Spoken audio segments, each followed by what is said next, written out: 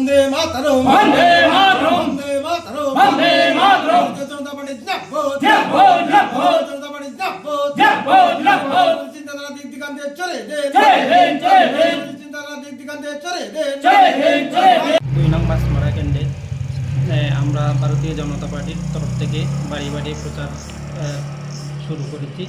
আজকে মিডিয়া ভাইদের আমাদের সাথে সাক্ষাৎ হয়েছে, এতে মিডিয়া ভাইদের অসংখ্য ধন্যবাদ।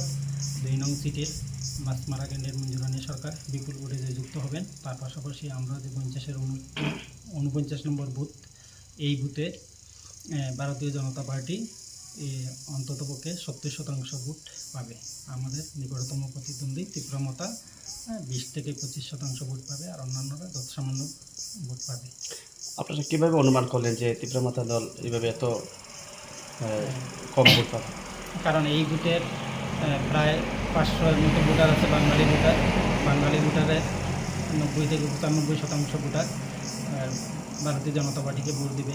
আমরা যার সাথেই দেখা হয়েছে বা যাদের বাড়িতে আমরা জনসম্পর্ক করেছি, প্রত্যেকেরই একই বক্তব্য যে এইবার আমরা তীব্রমতাকে রুখতে গেলে আমরা বাঙালি ভোটার যা আছে আমরা প্রত্যেকেই বিজেপিকে ভোট দিতে হবে। কারণ আমাদের নিকটতম প্রতিদ্বন্দ্বী যা ভারতীয় কমিউনিস্ট পার্টির অস্তিত্ব নাই, অতএব সিপিএমকে ভোট দিয়ে ভোটটি অযথা নষ্ট করে লাভ নেই। অতএব আমরা এইবারের ভোটে আমরা বিজেপির ক্যান্ডিডেটকে আমরা ভোট দিয়ে দেবো। বাদ বাকিটি সময় দেখা যাবে, কিন্তু আমরা এইবার বিজেপিকেই ভোট দিয়ে দেবো দলমত নির্বিশেষে বাঙালি ভোটারদের বক্তব্য।